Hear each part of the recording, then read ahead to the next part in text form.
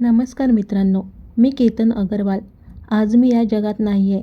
माझं शरीर शांत झालं आहे, पण माझा आत्मा आणि माझे काही प्रश्न आजही या हवेत तरंगत आहेत. मी एक अगदी साधा, आपल्या कुटुंबावर जीव ओवाळून टाकणारा आणि डोळ्यात भविष्याची सुंदर स्वप्न घेऊन जगणारा मुलगा होतो. माझं आयुष्य अगदी सुखात चाललं होतं. व्यवसाय छान सुरू होता. मित्र होते आणि त्यातच माझ्या आयुष्यात एका नवीन प्रवासाची सुरुवात होणार होती. काही महिन्यातच माझं लग्न ठरणार होतं. माझ्या आयुष्यात सिया आली. सिया गोयल. माझ्या घरच्यांना ती खूप आवडली. आमचा साखरपुडा झाला. दोन्ही कुटुंबात आनंदाचे वातावरण होतं. लग्नाची खरेदी, पाहुण्यांची यादी, कपड्यांचे रंग, सगळं काही कसं स्वप्नवत होतं. मी मनोमन खूप खुश होतो. मला वाटलं आपलं पण आयुष्य स्वर्गासारखं सुंदर होणार. पण मला अजिबात कल्पना नव्हती की ज्या व्यक्तीवर मी जगात सर्वात जास्त प्रेम करत होतो, जिच्यावर मी अंधाधुंद विश्वास ठेवला होता, तीच व्यक्ती पडद्यामागे माझ्या मृत्यूचा भयानक प्लॅन करत होती. काही दिवसापासून मला जाणवत होतं की सिया थोडी बदलली आहे. तिचा फोन व्यस्त असायचा, अचानक चिडचिड करायची.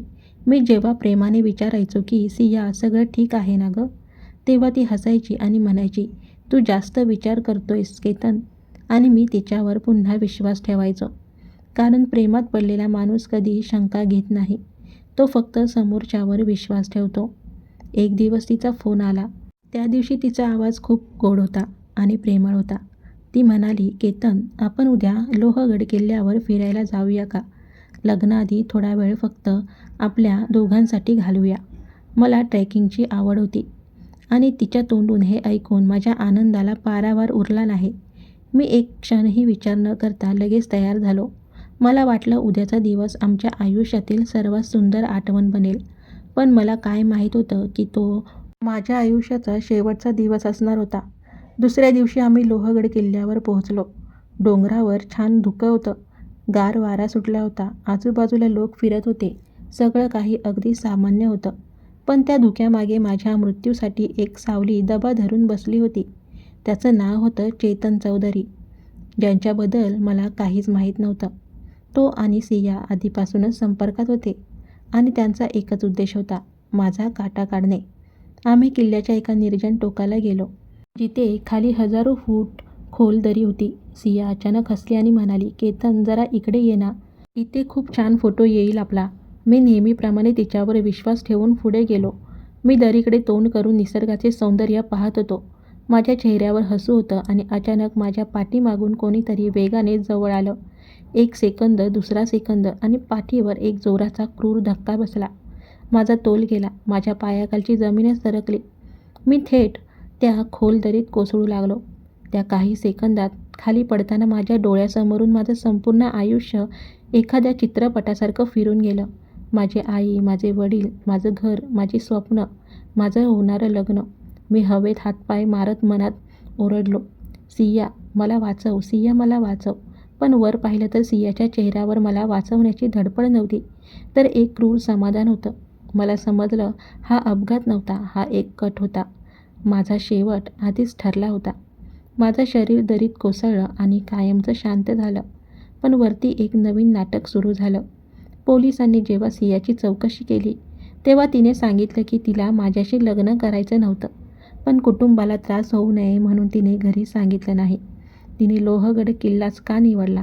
कारण तिला वाटलं तिथून पडल्यावर सगळ्यांना हा अपघात वाटेल आणि तिथे एकही CCTV नव्हता, ज्यामुळे ती कधी पकडली जाणार नाही. माझ्या मृत्यूची बातमी घरात पोहोचताच माझ्या आई वडिलांवर आभाळ कोसळलं. माझ्या घरात लग्नाचे सनई चौघडे वाजणार होते. तिथे माझ्या मृत्यूचा आक्रोश सुरू झाला. माझ्या आईचा रडून रडून वाईट हाल झाले. पण माझ्या वडिलांच्या मनात एक शंका होती. त्यांचा केतन इतका निष्काळजी नव्हता, त्याचा पाय घसरेल. त्यांनी पोलिसांकडे तपासाची मागणी केली. पोलिसांनी जेव्हा सिया आणि चेतनचे फोन रेकॉर्ड्स, मेसेजेस आणि कॉल हिस्ट्री तपासली, तेव्हा हे भयानक सत्य जगासमोर आलं. आज माझ्या न्यायासाठी माझे वृद्ध आई वडील महाराष्ट्राचे मुख्यमंत्री देवेंद्र फडणवीस साहेबांना भेटायला गेले. मुख्यमंत्र्यांनीही माझ्या कुटुंबाला आश्वासन दिलंय की हा खटला फर्स्ट ट्रॅक कोर्टात चालवला जाईल आणि मला न्याय मिळेल. मला तर न्याय मिळेलच, पण माझा एक प्रश्न आजही या जगात फिरतोय. सिया, मी तर तुझ्यावर जीवापाड प्रेम केलं होतं. मग तू मला असंच संपवलंस का?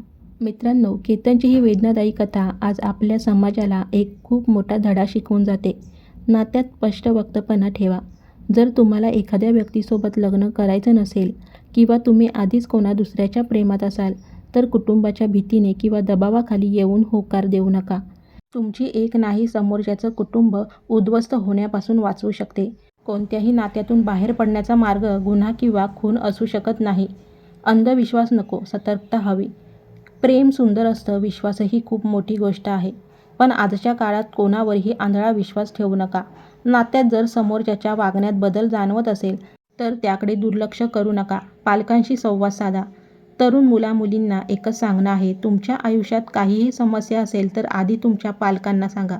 तुमचे आई-वडील तुमच्यावर कितीही रागावले, तरी ते तुमच्या सुरक्षेसाठी काहीही करायला तयार असतात. मित्रांनो, केतन अगरवाल आणि त्याच्या कुटुंबाला न्याय मिळायलाच हवा. हा व्हिडिओ जास्तीत जास्त शेअर करा, जेणेकरून पुन्हा कोणत्या निष्पाप मुलाचा विश्वास असा दरीत कोसळणार नाही. व्हिडिओला लाईक करा आणि चॅनलला सबस्क्राईब करायला विसरू नका. धन्यवाद.